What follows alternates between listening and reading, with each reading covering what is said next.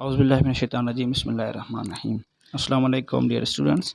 तो आज हमारा ये सेकंड पार्ट है from 9th class biology chapter number 1 introduction to biology. तो आज जो है सेकंड पार्ट हम कहाँ से स्टार्ट करेंगे, कंट्रीब्यूशन ऑफ मुस्लिम साइंटिस्ट का कंट्रीब्यूशन क्या था। तो ये देखें, इसमें जो है हमारे पास एक लॉन्ग क्वेश्चन भी आता है। ठीक है, तो सबसे पहले हम बात करेंगे कि हमारे पास फर्स्ट साइंटिस्ट कौन सा है, जाबिर बिन हयान। उसकी डेट ऑफ बर्थ और डेट ऑफ डेथ क्या है, 722 से लेकर 817 तक। तो ये जो है इसका लाइफ स्पॉन है। उसके बाद he was born in Iran. He worked in field of chemistry but also in number of books on plants and animals.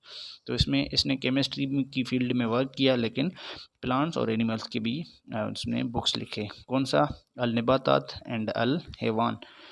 अल नबातात जो है वो प्लांट्स का बुक था, प्लांट पे बुक था, और अल हैवान जो है वो एनिमल्स का बुक था। ठीक है, और his two famous books plants and animals. ठीक है, और उसके बाद हमारे पास दूसरा साइंटिस्ट, मुस्लिम साइंटिस्ट कौन सा था, अब्दुल मालिक अस्माई। तो ये जो है 741 से लेकर 828 तक जो है इसका लाइफ स्पैन है।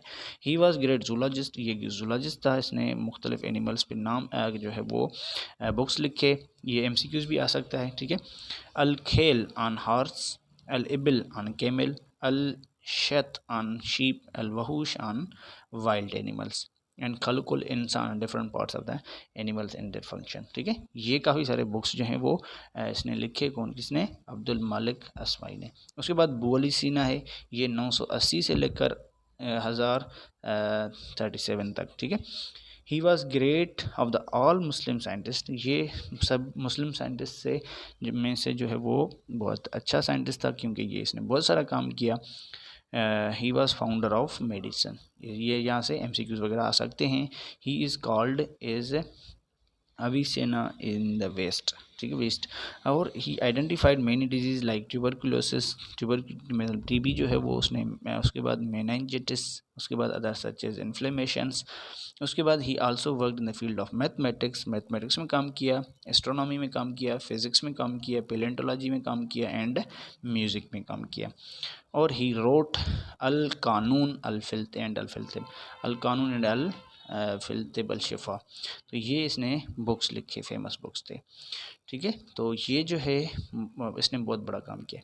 उसके बाद हमारे पास है लेवल्स ऑफ ऑर्गेनाइजेशन। तो ऑर्गेनाइजेशन लेवल का मतलब है कि जो ऑर्गेनिज्म हमारे पास बनता है तो वो कौन कौन सी स्टेजेस से गुजर के हमारा पूरा ऑर्गन बनता है। तो सबसे पहले हमारे पास है एटॉमिक लेवल ऑफ ऑर्गेनाइजेशन। तो सबसे पहले हम बात करेंगे। उसके बाद मॉलिक्यूलर लेवल ऑफ ऑर्गेनाइजेशन। उसके बाद हमारे पास है सेल्यूलर लेवल ऑफ ऑर्गेनाइजेशन। उसके बाद टैक्सोनॉमी, वो बात की बात है। तो सबसे पहले हमारे पास आएगी एटॉमिक लेवल। तो एटॉमिक लेवल में क्या है, ऑल मैटर, जैसे आपको पता है कि जो पूरा मैटर जो है वो एटम से बना होता है। और हमारे पास बेसिक फंक्शनल बेसिक जो पार्टिकल्स हैं वो इलेक्ट्रॉन, प्रोटॉन एंड न्यूट्रॉन है। In nature 100 kinds of elements. तो अभी जो है 118 एलिमेंट्स जो हैं वो मौजूद हैं हमारे यूनिवर्स में।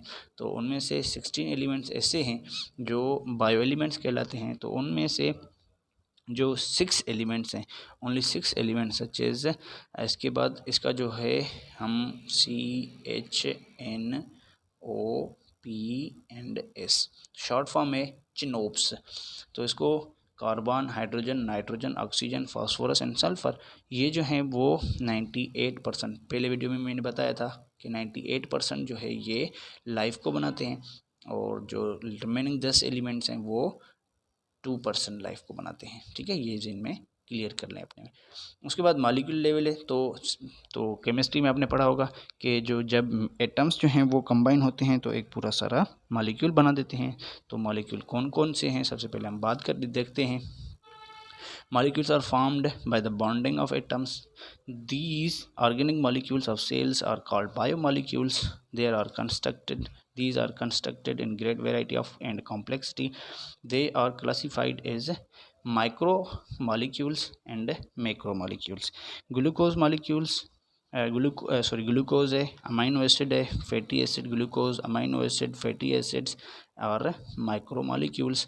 ठीक है, तो उसके बाद वेयर इज कार्बोहाइड्रेट्स, कार्बोहाइड्रेट जो है वो ग्लूकोज से बन के मिलता है। मिसाल के तौर पर ग्लूकोज कंबाइन होता होगा तो कार्बोहाइड्रेट बनाएगा, और अमाइनो एसिड्स जो हैं वो कंबाइन होंगे तो प्रोटीन बनाएंगे, और उसके बाद फैटी एसिड्स जो हैं वो कंबाइन होंगे तो लिपिड बनाएंगे। These are macromolecules. तो जब माइक्रोमोलिक्यूल्स कंबाइन होंगे तो मैक्रोमोलिक्यूल बनेगा, ठीक है। उसके बाद units of micro combine to form, ये आपने ये पॉइंट भी देख लिया। उसके बाद सेल्यूलर लेवल है, तो जैसे ही मॉलिक्यूल्स बनेंगे उसमें वाटर वगैरह आएगा, मतलब काफ़ी सारी चीज़ें जो हैं वो मिक्स होंगी, तो हमारे पास एक सेल बनेगा। सेल का कॉम्बिनेशन देखते हैं, सेल की फॉर्मेशन देखते हैं कि क्या है। The biomolecules when work together in the form of suspension it is called protoplasm. तो प्रोटोप्लाज्म में बायोमॉलिक्यूल्स जो हैं वो एक साथ वर्क करेंगे तो वो हम प्रोटोप्लाज्म बनेगा। Proto means first, plasm means जो उसमें लाइफ एग्जिस्टिंग पार्ट है, ठीक है। उसके बाद protoplasm is a combination of organic and specific inorganic substances when protoplasm work in the form of a unit, this is called cell. तो जब protoplasm work करेगा एक यूनिट की तरह तो वो सेल कहलाएगा। सेल इज़ ए बेसिक, ये तो आपको पता है, basic unit of living organisms. When similar type of cells combine organize together group is called tissue. तो वो टिश्यू बनाएंगे, तो डिफरेंट टिश्यूज़ एक साथ काम करेंगे तो वो आर्गन बनाएंगे। मुख्तलिफ आर्गन्स जो हैं वो कोऑर्डिनेटेड मैनर में काम करेंगे, तो ये आर्गन हो गया, ये टिश्यू हो गया, और आर्गन सिस्टम बनाएंगे, मुख्तलिफ आर्गन्स जो हैं, और मुख्तलिफ सिस्टम्स जो हैं वो कोऑर्डिनेटेड काम करेंगे तो हमारे पास मल्टी सेल्यूलर ऑर्गेनिज्म बन जाएगा। उसके बाद हमारे पास है टेक्सोनोमिक लेवल। तो टेक्सोनोमिक लेवल में क्या होगा, there is another level of organism related with living organisms, species is a smallest taxonomic level. तो टेक्सोनोमिक लेवल में स्पेशी स्मॉलेस्ट ऑर्गेनिज्म मतलब टेक्सोनोमिक लेवल है, यूनिट है। उसके बाद organization which include morphology, morphology होनी चाहिए, similar living organisms which interbreed and produce fertile offspring, उसको हम कहेंगे स्पेशी, ठीक है। ये होगी हमारे पास टेक्सोनोमिक लेवल। उसके बाद पॉपुलेशन लेवल है। पॉपुलेशन लेवल में क्या हो, all members of species, species के सारे मेंबर्स जो हैं वो मौजूद होंगे तो वो हम उसको पॉपुलेशन लेवल कहेंगे। इसके बाद लिविंग स्पेसिफिक हैबिटेट का population, a group of parrots living on tree is called parrot population. तो अगर हम एक पॉन्ड की बात करेंगे तो fishes are living, these are called fish population, ठीक है। उसके बाद हमारे पास एक कम्युनिटी। तो कम्युनिटी में क्या होगा, मेंबर्स ऑफ डिफरेंट स्पेशीज़, मुख्तलिफ स्पेशीज़ जो हैं वो मिसाल के ऊपर एक ट्री है, उस ट्री पे पैरट की पॉपुलेशन बैठी है, उसके बाद हम स्पैरो की पॉपुलेशन बैठी है, उसके बाद जो कौवे वगैरह होते हैं उसके बाद उनकी पॉपुलेशन बैठी है। तो मुख्तलिफ किस्म की इंसेक्ट्स हैं, मतलब काफ़ी सारी जो भी पॉपुलेशंस होंगी तो वो उनको क्या कहेंगे, कम्युनिटी कहेंगे। अच्छा ये देखते हैं, अ group of different birds living on tree is called community, ठीक है। उसके बाद हमारे पास है economic system, ecological system. Ecological system क्या है, कम्युनिटीज़ जो हैं वो डिपेंड करती हैं लिविंग नॉन लिविंग थिंग्स पे। तो नॉन लिविंग थिंग्स का रोल ज़रूरी है environment in reciprocal interaction for their survival. मिसाल के तौर पर हमारा जो है वो ऑक्सीजन पे रोल करना, कार्बन डाइऑक्साइड पे प्लांट्स का मतलब जो है डिपेंड करना, ये जो भी हैं ये इकोनॉमिक लेवल है, सो इकोलॉजिकल सिस्टम है, ठीक है। उसके बाद हमारे पास है biosphere, the part of earth where life exist is called biosphere. तो बायोस्फीयर में living and non living both आ जाते हैं, वो रीजन जिसमें लाइफ एग्जिस्ट करती हो, लाइफ जो है वो पाई जाती हो। उसके बाद हमारे पास है यूनिसेल्युलर ऑर्गेनाइजेशन। यूनिसेल्युलर ऑर्गेनाइजेशन मतलब जो है वो ऑर्गेनिजम्स जो एक सेल पे डिपेंड करते हैं। मिसाल के तौर पर हमारे पास है यूनिसेल्युलर में बैक्टीरिया हैं, अमोबा है, पैरामीशियम है, यूग्लिना है, and some common examples of unicellular.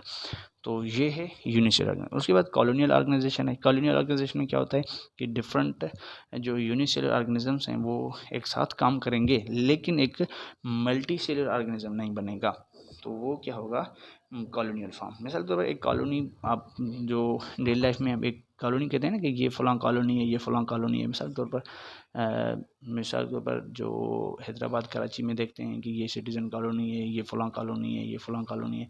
तो देखें उसमें मुख्तलिफ अक़साम के लोग रहते हैं, मतलब एक अलग अलग काम करने वाले हों, मतलब उनका काम अलग हो, उनका काम अलग हो, अपना अपना काम कर रहे हों, लेकिन एक बाउंड्री वाल एक होनी चाहिए, तो वो उसको कॉलोनियल ऑर्गेनाइजेशन कहते हैं। तो इसमें लिविंग ऑर्गेनिजम्स में भी यही होता है कि many unicellular living organisms live together and form colony, ठीक है, but do not have any division of labour. Division labour क्या होता है कि मिसाल के तौर पर एक इनके जिम्मेदार काम जिम्मे पे आ गया, तो ये इनको यही काम करना है सिर्फ, तो वो डिवीजन ऑफ लेबर होती है। In colonial type of living organisms organization, each living organisms form they are not depend upon the volvox. Volvox जो है वो एक कॉलोनियल फॉर्म है, ठीक है। उसके बाद मल्टी सेलुलर ऑर्गेनाइजेशन है।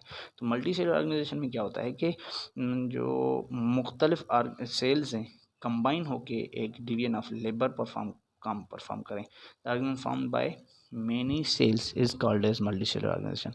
Frog and mustard plant are examples of multicellular organization, ठीक है। तो हम मस्टर्ड की बात करेंगे, तो ये सवाल भी आ सकता है कि write short note on mustard plant.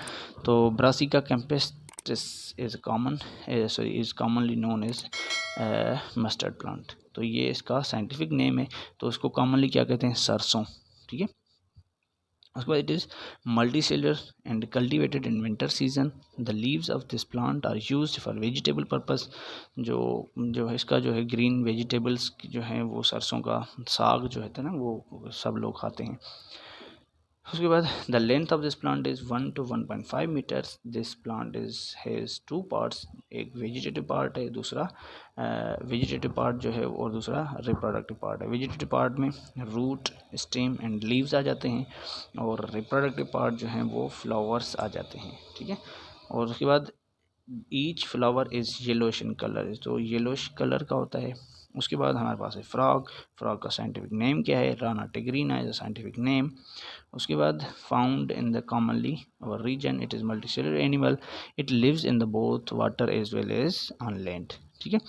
The body divided into head and trunk, there is no नेक, इसमें नेक वगैरह नहीं होती। It is also its body is made up of organ system, ठीक है। All organs are made up of different tissues such as epithelial tissues, glandular tissues, muscular tissues, nervous tissues. Frog lives near ditches, pools, ponds, stagnant stream and a slow moving river. It feed on small insects पे जो है वो ये feed करता है। उसके बाद ये एक प्रैक्टिकल है, तो ये जो है ये लाजिम नहीं है। आगे देखते हैं, ये इसकी फ़िगर है, तो ये फ़िगर जो है वो आप ड्रा करें, ठीक है, ड्रा करें क्योंकि ये पेपर में आ सकता है। उसके बाद हमारे पास है amoeba. Amoeba unicellular organism found in the amoeba is the unicellular organism. Amoeba is unicellular organism found in the mud of shallow ponds. Shallow ponds में मौजूद होता है, ponds में मौजूद होता है। Any stagnant water जो होता है वो बदबूदार पानी जो होता है। Its size is 0.02 millimeter. Amoeba has irregular shape, ये irregular shapes का होता है, और it is a cell membrane which helps movement of molecules and protects cytoplasm. The outer part cytoplasm is clear and transparent. Ectoplasm होता है और endoplasm होता है। एंडोप्लाज्म इनर साइड होता है, ठीक है। और उसके बाद हम देखते हैं कि साइटोप्लाज्म कंटेंट्स न्यूक्लियस होता है, फूड वैक्यूल होता है, माइटोकॉन्ड्रिया होता है। अमोबा मूव्स फॉल्स फीट सीडोपोडिया की थ्रू ये मूवमेंट करता है, ठीक है। उसके बाद वॉलवॉक्स है। वॉलवॉक्स क्या है, Volvox is a polyphyletic many ancestors genus of chlorophyte green algae. Green algae की ये एक फैमिली है, वो मैनी पॉलीफाइलेटिक है। पॉलीफाइलेटिक मीन्स मैनी एंसेस्टर्स, इसके जो भी लाइफ एग्जिस्टिंग है ये इनमें से इन्वॉल्व हुई है अकॉर्डिंग टू साइंस, ठीक है। और उसके बाद इट फॉर्म्स स्फेरिकल कॉलोनी, ये कॉलोनियल फॉर्म है। 50,000 सेल्स जो हैं वो मिल के एक कॉलोनी बनाते हैं। They live in a variety of fresh water habitat, first reported by Antonie van Leeuwenhoek in 1700। इसने बताया था वॉलवॉक्स के बारे में। Volvox is called algae that live together in a colony. Each volvox has 2 flagella, 2 flagella होते हैं। The flagella beat together to roll the body व water. Volvox cell have chlorophyll and make their own food by photosynthesis. ये photosynthesis process करता है।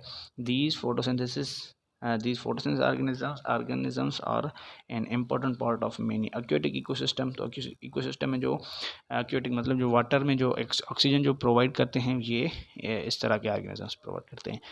Volvox are not harmful to human के लिए कोई नुकसान नहीं पहुंचाते, because they do not produce any toxic substance, ये टॉक्सिक सब्सटेंस प्रोड्यूस नहीं करते।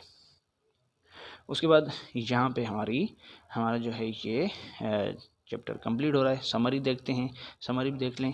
ये मतलब जो है इंशाल्लाह इससे जो थर्ड पार्ट होगा उसमें हम पूरी एक्सरसाइज जो है वो डिस्कस करेंगे, ताकि आपका एग्ज़ाम जो है वो अच्छे से अच्छा हो सके। सो तब तक के लिए मुझे दे इजाज़त। सो अगर आपने अभी तक चैनल सब्सक्राइब नहीं किया तो चैनल को ज़रूर सब्सक्राइब करें और दोस्तों तक शेयर करें। सो थैंक यू, अल्लाह हाफिज़।